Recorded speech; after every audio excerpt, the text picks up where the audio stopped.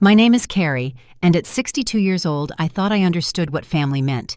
For decades, I worked 2 jobs, saved every penny, and built a life centered around my son Marcus. When he married Stephanie 2 years ago, I welcomed her with open arms and an open wallet. I never imagined that my kindness would be mistaken for weakness, or that the woman I treated like a daughter would one day tell me I was nobody. What happened next taught me that sometimes protecting yourself requires making the hardest choice of all. Before I share what happened, let me know where you are watching from, and please hit that like button and subscribe. This story might change how you think about setting boundaries with family. Trust me, you will want to hear how one quiet phone call changed everything. Let me take you back to where this all began. 8 years ago, my world crumbled when my husband Robert passed away from a sudden heart attack. He was only 57, and we thought we had decades ahead of us.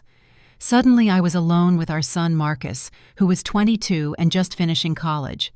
Robert had always been our rock, our provider, and losing him felt like losing half of myself. But Marcus became my reason to keep going. That boy was everything to me, smart as a whip, kind-hearted, and determined to make something of himself. He studied engineering and landed a great job right out of college. Watching him succeed filled the empty spaces in my heart that Robert's death had left behind. For 6 years, it was just Marcus and me. We had our routine, our little traditions. Sunday dinners, movie nights, long talks about his dreams and goals. He would bring me flowers on Mother's Day and always remembered my birthday. I thought we had the perfect mother-son relationship. Then Stephanie walked into our lives. Marcus met her at a work conference in Chicago. She was 25, then beautiful in that polished way that comes from expensive salons and designer clothes. Blonde hair that never seemed out of place, perfect makeup, and a smile that could light up a room.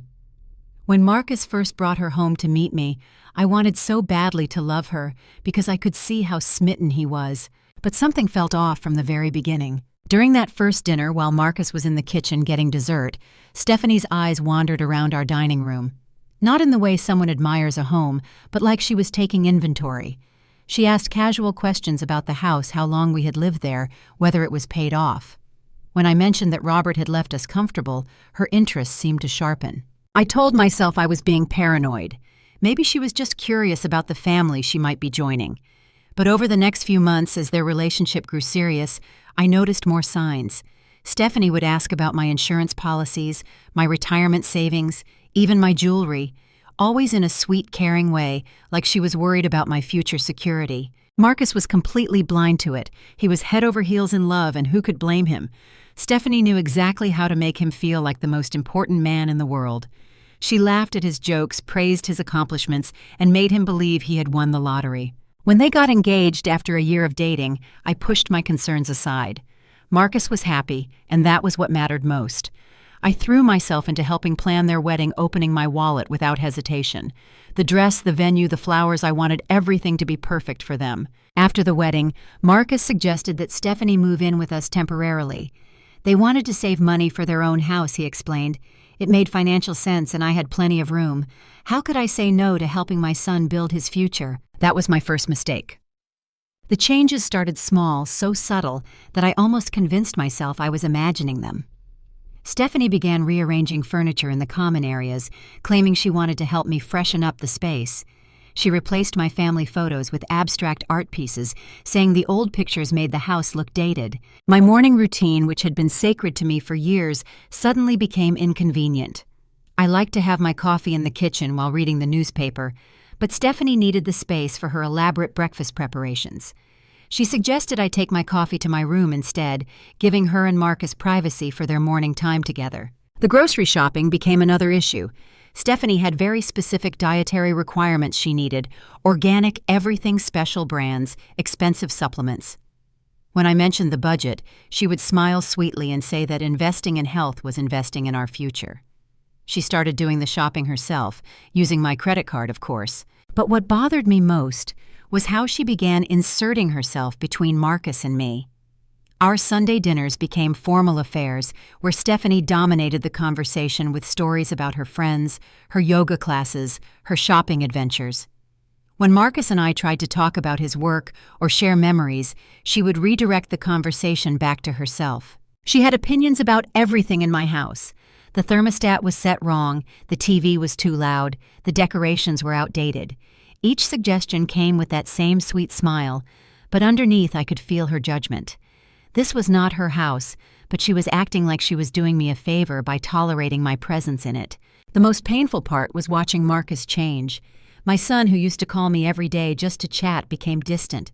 When I would try to talk to him alone, Stephanie would appear with some urgent matter that needed his attention.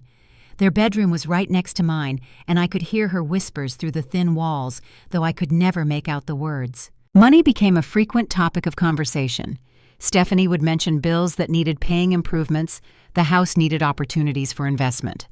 Always presented as helping the family, but somehow it was always my money being suggested as the solution. When I expressed concern about some of the expenses, Stephanie would look hurt and say she was only trying to contribute to the household. She would point out how she was cooking special meals, and making the house more beautiful. How could I put a price on that? I found myself walking on eggshells in my own home. I stayed in my room, more avoided common areas when they were around, and stopped voicing my opinions about how things were being handled. It was easier than dealing with Stephanie's passive-aggressive responses and Marcus's obvious discomfort when any conflict arose. But the worst part was the loneliness. I was living with 2 other people, but I had never felt more alone in my life. The home that had once been filled with warmth and laughter felt cold and unwelcoming. I was becoming a stranger in the house I had worked so hard to build. 6 months into their stay, the financial requests became more frequent and more substantial. It started with clothing.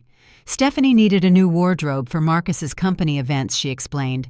She had to look the part of a successful engineer's wife. The first shopping trip cost $800, which seemed excessive to me, but Marcus assured me it was an investment in his career. Then came the beauty treatments. Stephanie convinced me that regular spa visits were essential for maintaining her appearance. Hair, nails, facials, massages. It was a monthly expense that quickly added up to more than my grocery budget. When I suggested she might find more affordable options, she looked at me with those big blue eyes and said she only wanted to make Marcus proud. The requests for access to my credit card became more direct. Stephanie said it would be easier if she could handle household expenses without constantly asking for money. She promised to keep track of every purchase and stay within reasonable limits. Against my better judgment, I added her as an authorized user on my primary credit card. That was my second mistake. Almost immediately, the spending increased. Stephanie justified every purchase with elaborate explanations. The expensive cookware was an investment in our health. The new furniture would increase the home's value. The designer handbags were classics that would last forever. But it was not just the money that bothered me. It was the attitude that came with it. Stephanie began treating me like I was the one living in her house instead of the other way around. She would make decisions about dinner plans, weekend activities, even home repairs without consulting me. When I tried to voice my opinion, she would remind me that she was handling all the household management, now implying that I should be grateful. The breaking point started building when I noticed how Stephanie talked to her friends on the phone. I would hear her bragging about their lifestyle, the expensive restaurants they frequented, the shopping sprees, the luxury treatments. She talked about money like it was unlimited, never mentioning that none of it was actually hers. Marcus seemed oblivious to the financial strain. When I tried to discuss my concerns with him, he would brush them off, saying that Stephanie was young and still learning about budgeting. He suggested that I was being too controlling and needed to trust his wife's judgment. The most painful moment came when I overheard Stephanie talking to her sister on the phone. She was complaining about having to live with her difficult mother-in-law and counting down the days until they could get their own place. She laughed about how easy it was to get money from me, calling me naive and old-fashioned. I stood in the hallway listening to her mock my generosity and felt something inside me break. This was not about helping family anymore. This was about being taken advantage of, and I had let it happen because I was so desperate to keep my son happy. But the real shock was still coming. Everything came to a head on Marcus's 30th birthday. I had planned a quiet family celebration, maybe dinner at his favorite restaurant and a small cake at home. But Stephanie had other ideas. Without consulting me, she invited 20 of their friends for a party at our house. I came home from work that Friday to find my living room transformed. Expensive catered food covered every surface. Bartenders were setting up a full bar on my dining room table, and strangers were already arriving with gifts and loud voices. The house that had been my sanctuary was suddenly invaded. When I asked Stephanie about the party, she waved me off dismissively. This was Marcus's big 3-0, she explained, and he deserved a celebration worthy of his success. She had charged everything to my credit card naturally, because this was a family expense. As the evening progressed, I felt increasingly uncomfortable in my own home. Stephanie played the perfect hostess, accepting compliments on the beautiful house and the wonderful party. She never mentioned that none of it belonged to her.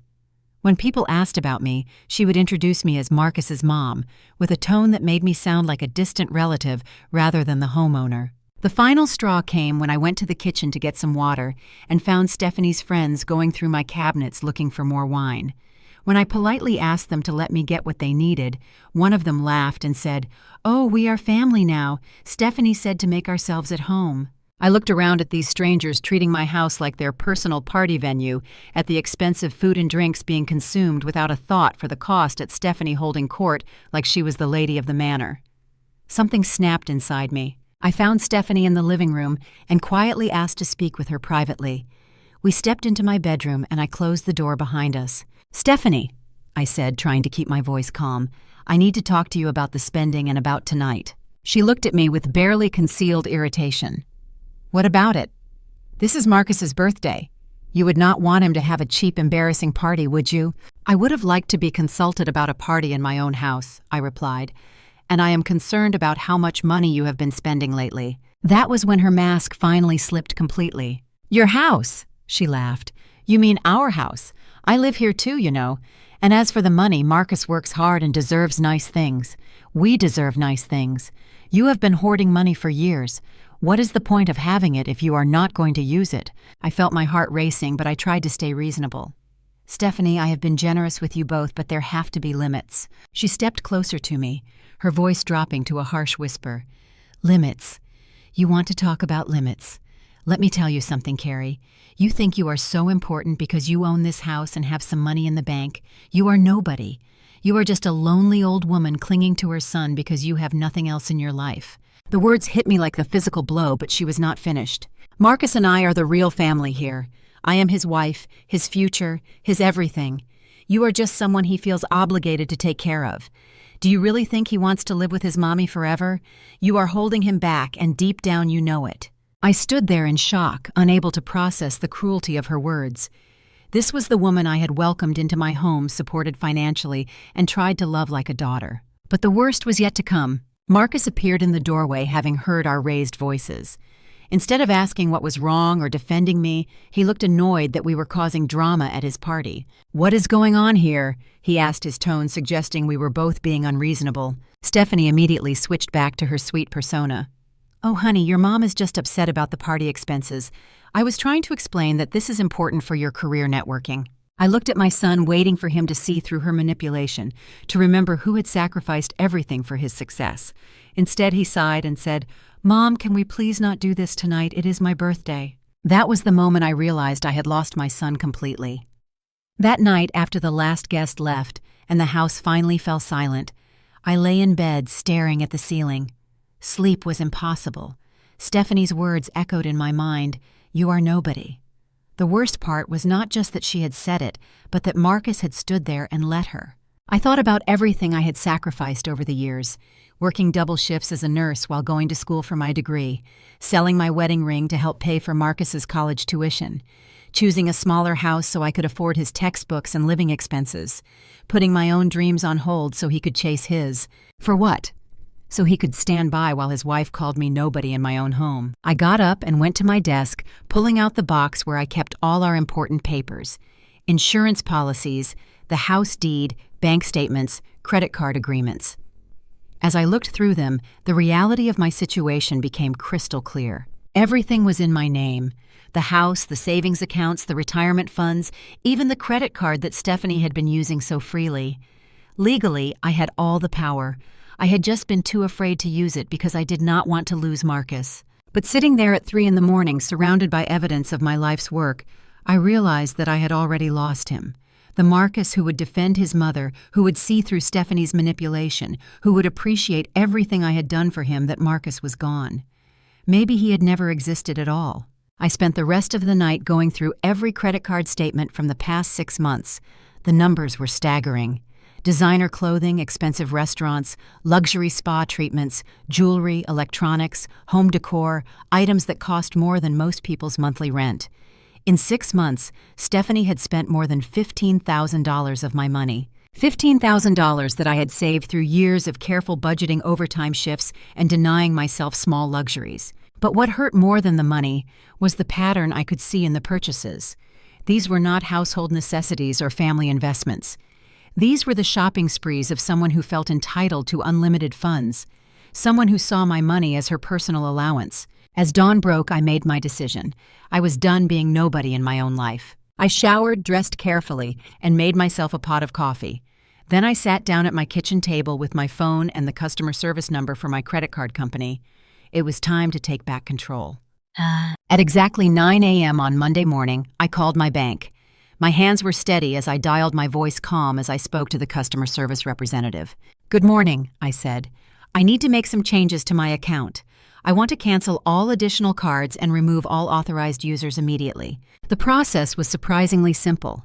After verifying my identity with security questions, the representative explained that as the primary account holder, I had every right to make these changes.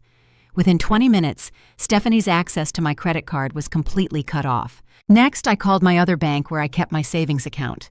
I changed all my passwords and added additional security measures.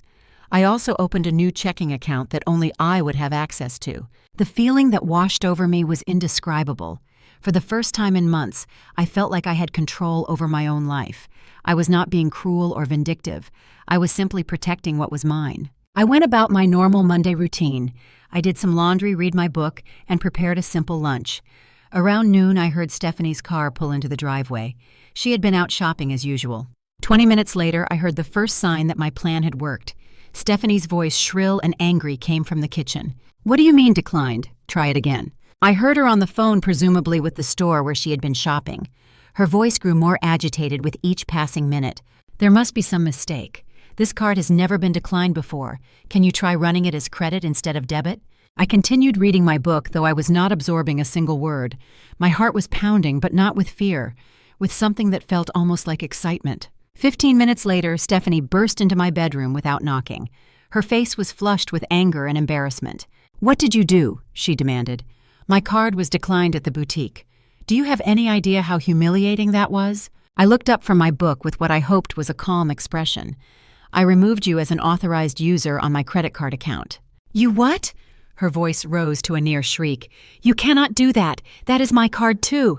"Actually," I said, setting my book aside and meeting her eyes, "it is my card, my account, my credit, my money, and I can absolutely control who has access to it." Stephanie's mouth opened and closed like a fish out of water. She clearly had not expected this level of assertiveness from me. "You cannot just cut me off without warning. I have things I need to buy, plans I have made. This is ridiculous." I stood up slowly, feeling taller than I had in months. "Stephanie, you have spent $15,000 of my money in 6 months on things that benefit only you. That stops now." "Those were family expenses," she protested, but her voice had lost some of its confidence. "A $3,000 handbag is not a family expense," I replied.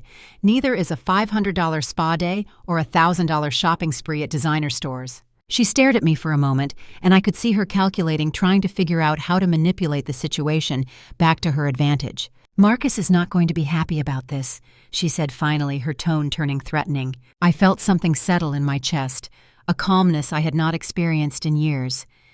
"Then Marcus and I will have a conversation. But my financial decisions are not up for a family vote." The confrontation with Marcus came that evening.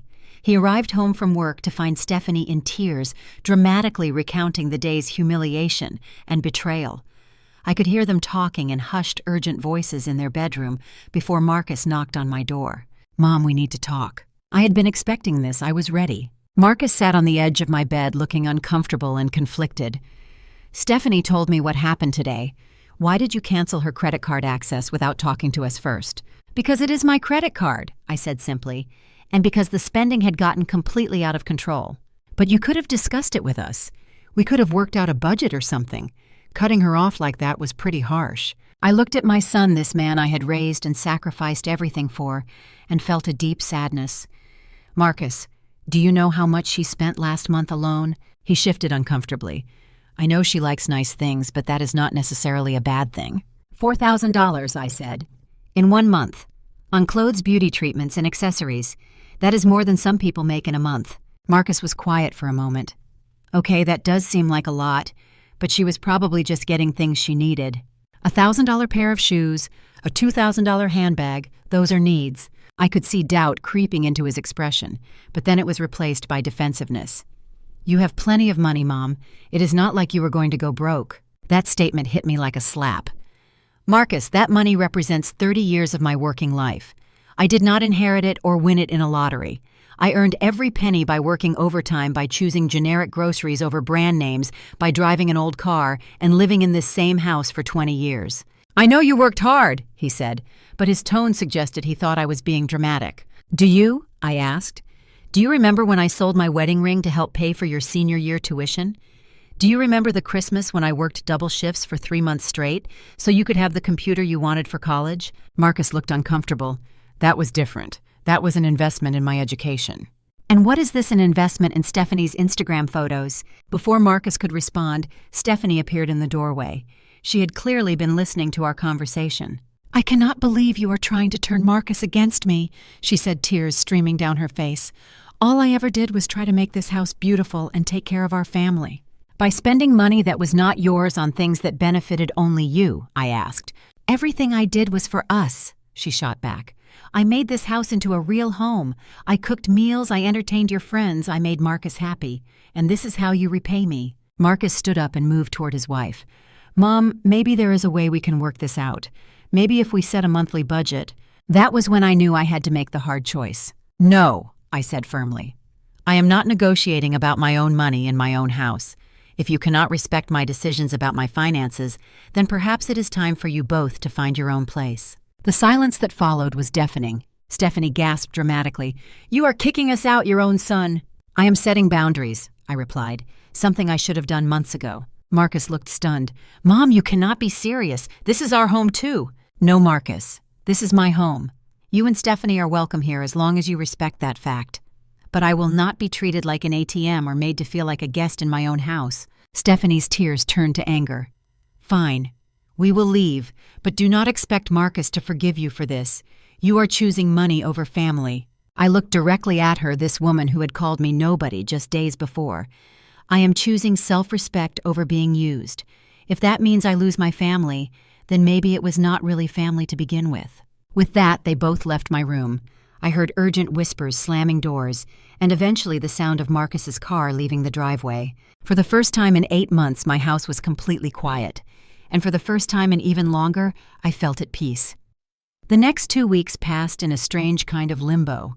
Marcus and Stephanie barely spoke to me, spending most of their time in their room or out of the house entirely. When they did interact with me, it was cold and formal. I could hear them on the phone making arrangements, looking at apartments, discussing their options, in voices that suggested I was the villain in their story. Part of me wondered if I had made a terrible mistake. Was I destroying my relationship with my son over money? Was I being selfish and unreasonable? But then I would remember Stephanie's words, "You are nobody." I would think about the months of being treated like a stranger in my own home, of watching my hard-earned savings disappear into designer shopping bags, of being made to feel guilty for wanting basic respect. I had not chosen money over family. I had chosen dignity over being taken advantage of. On the 10th day, something unexpected happened.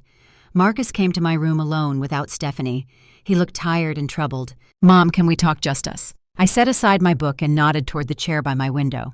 Of course. Marcus sat down heavily and was quiet for a long moment.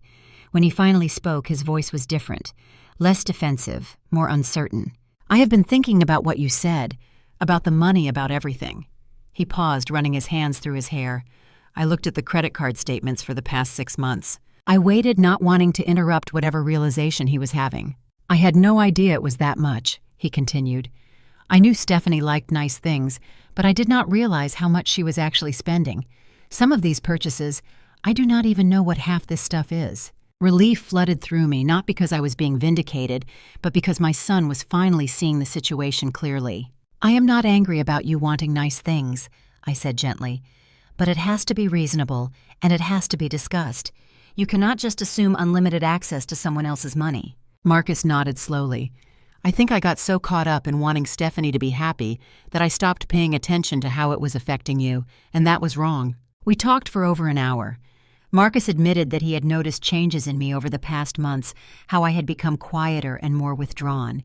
He said he had told himself it was just adjustment to having another person in the house, but deep down he knew it was more than that. "I love Stephanie," he said finally, "but I love you too, and I should never have let things get to this point." 3 days later, Marcus told me that he and Stephanie had found an apartment across town. They would be moving out within the week. It was not because he was angry with me, he explained, but because they needed to learn how to be independent and responsible for their own finances. Stephanie barely spoke during their last few days in the house. When she did say goodbye, it was with cold politeness that made it clear she blamed me for everything. She took her expensive belongings and left without looking back. Marcus hugged me goodbye with tears in his eyes.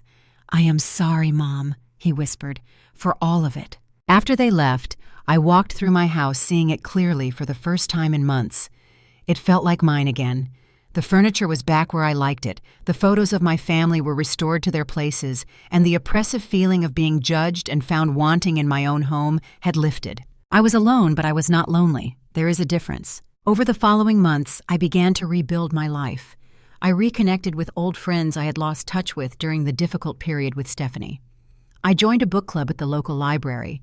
I started volunteering at a local charity that helped single mothers get back on their feet. Marcus called every few days, and we slowly rebuilt our relationship on more honest ground. He never apologized for Stephanie's behavior, but he did acknowledge that boundaries were necessary and healthy.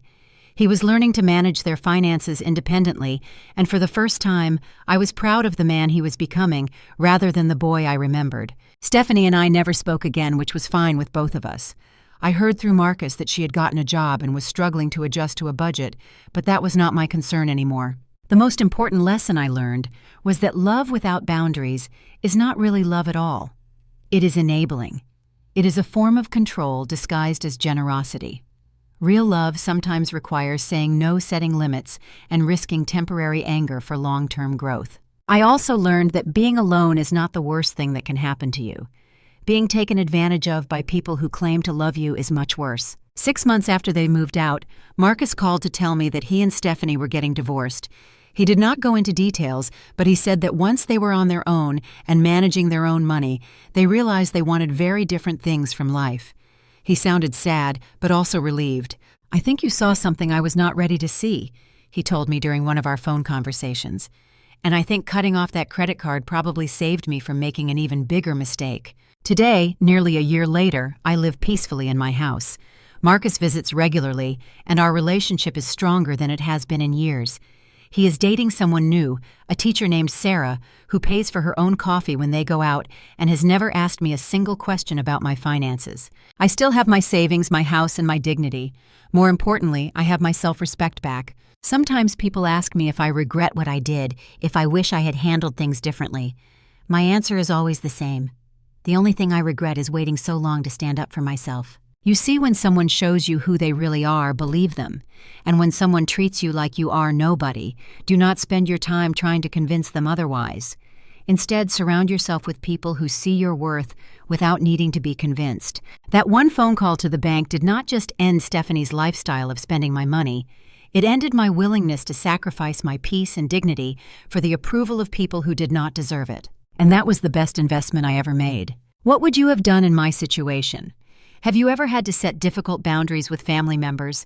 Share your thoughts in the comments below, and do not forget to like this video and subscribe for more stories about standing up for yourself and finding strength in difficult situations.